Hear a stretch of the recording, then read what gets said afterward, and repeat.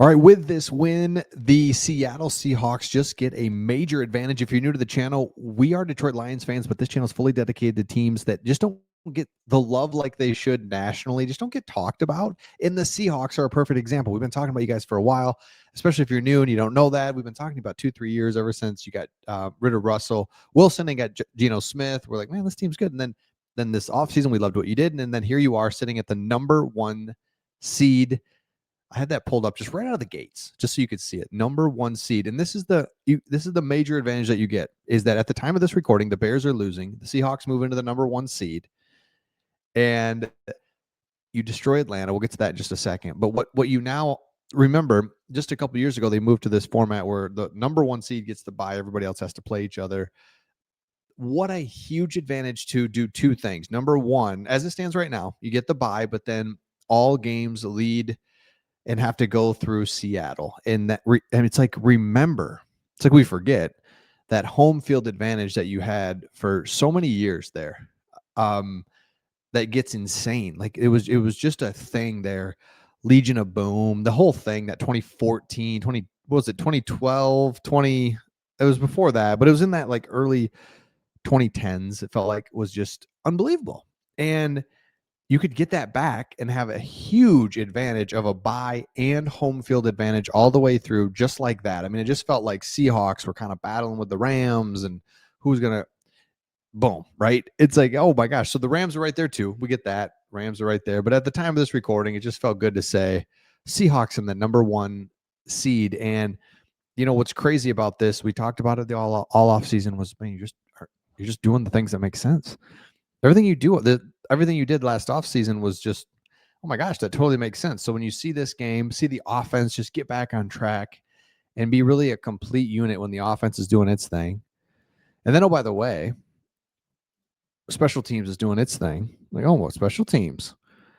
Seattle's offense, we'll get to that in just a second. But when you got the defense doing its thing, special teams, and now an offense that is crazy because their Week 14 win against Atlanta saw them score 31 points in the second half, which is their 4th 30-plus point half of the season. Keep in mind, they only have been 6 30-point halves across the rest of the NFL.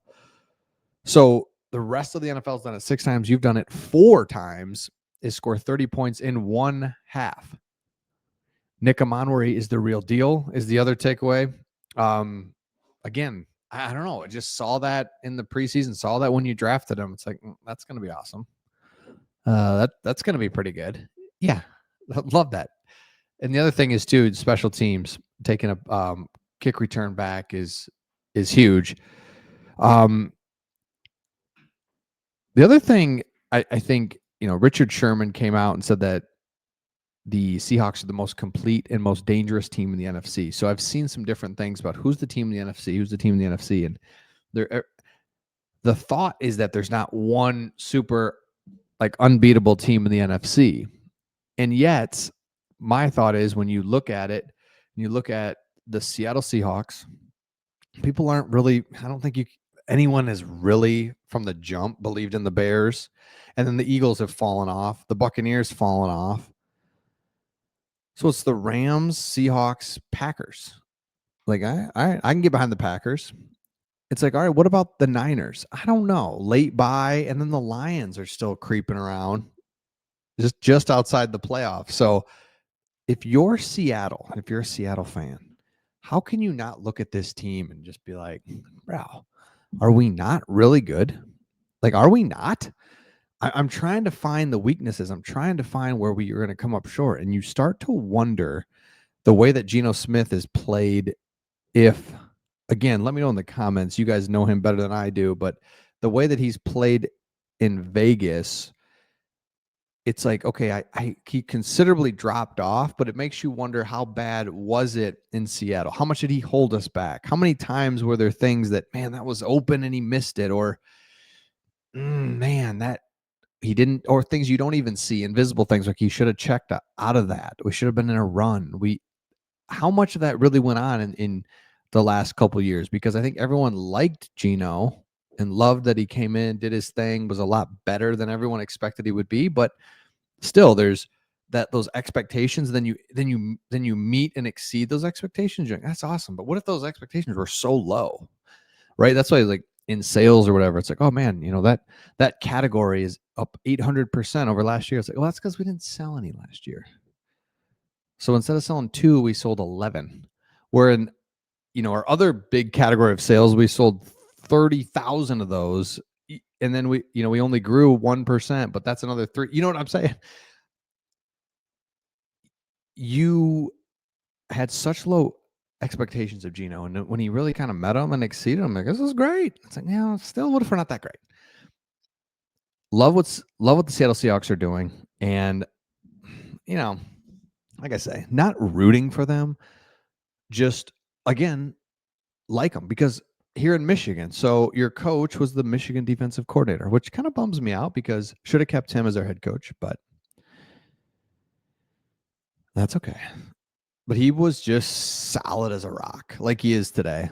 And so to find him and the demeanor, just settle the whole team down, settle the franchise down, it just feels like you got something here for a minute. You're going to have something here for a minute. It's not, I think that's what excites everybody. Same with like Lions fans. It's not that we're just catching lightning in a bottle. It feels like this is a sustainable thing. We're going to be able to win year after year. That's what everybody wants. I just want to win year after year. Can we please do that? Please? I just want to be relevant this late in the season, just like we are. Not even a 1 seed, but obviously I'll take that all day, but that's where I want to be. So take a look at this again. At the time of this recording, Bears are losing. Eagles let's look up. Let's just see here. Eagles are playing the Chargers tomorrow. Let's see what the Rams are doing right now at the time of this recording. Yeah, they're probably going to beat the Cardinals. Fine. I mean, what do you do with the Cardinals? Jeez. I hate when there's really bad teams for a prolonged period because it's like you're messing things up somehow. I don't know how, but you're messing things up. I know we beat you twice and life's good, but still, I don't like that you're not good and you can never beat anybody. Cardinals, Lions, forever. New Orleans won though today. All right, let me know your thoughts in the comments. Make sure you subscribe if you haven't. If you're new to the channel, again, we are Detroit Lions fans, but we like talking about these teams that people just aren't talking enough about. And again, you can go back and look. We were talking about you all off season. Like, man, that's a good move. That was a good move. That was a really good trade. Good pick.